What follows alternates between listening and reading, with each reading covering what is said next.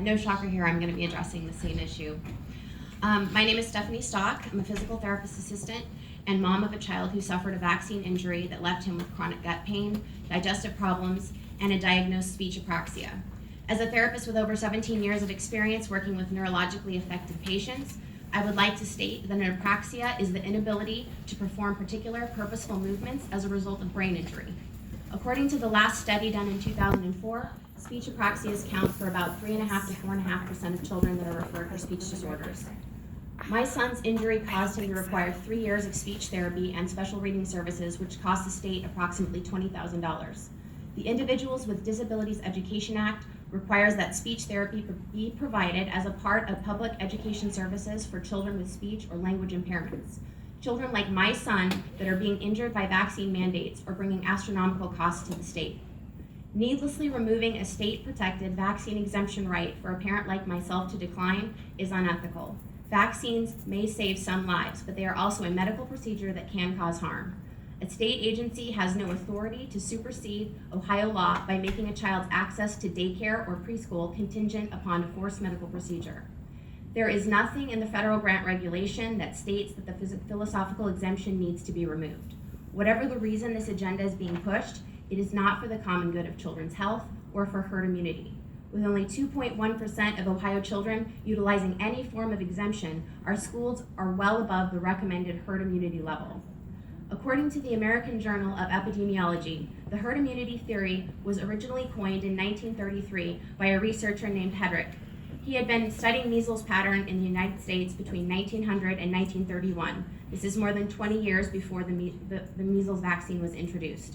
He observed that epidemics of illness only occurred when less than 68% of children developed lifelong immunity by contracting or being directly exposed to the measles pathogen. Herd immunity theory was about immunity via natural disease process. It had nothing to do with vaccination. Vaccinologists and the CDC simply stole the phrase, applied it to vaccines, and increased that number from 68% to 95% without any scientific justification that I could find.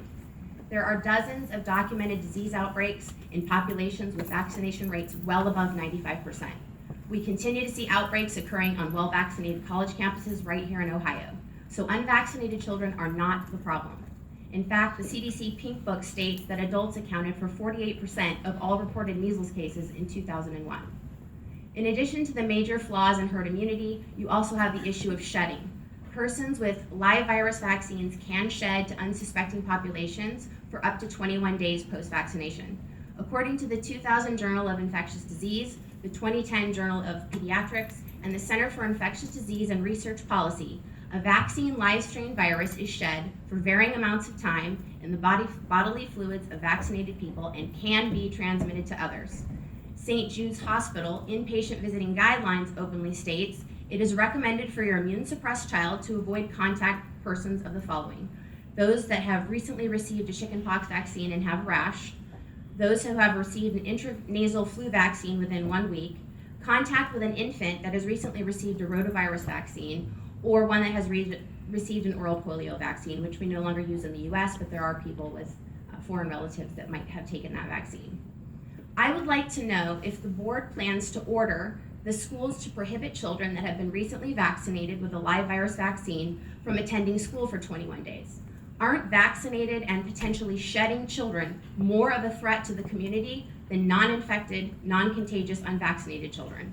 Could someone on the board please explain to us why you are so anxious to override state law to protect immunized children from exposure to less than 1.8% of their non-infectious peers attending school with a reasons of conscience exemption?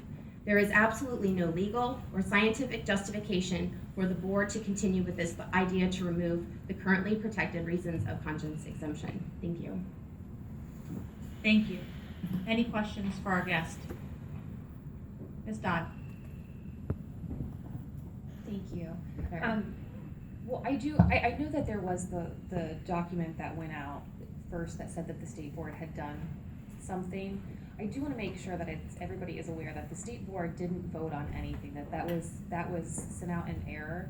And I know that it's hard to recommunicate things, but I don't think the board took a position on anything yet, but I do hope that once we get the information from the department that maybe we can have well, I don't even know if it's appropriate for us to have a conversation, because I don't even know what the departments will be doing, 'cause it kind of sounds like it's Job and Family Services, and more so than the department, but I just want to make sure that it's clear that the board didn't take any action on it. Well, you haven't taken any physical voting action, but all forms are being submitted to all of these preschools and daycares. They're with Ohio Department of Education titles on them, and they're being sent out as official forms.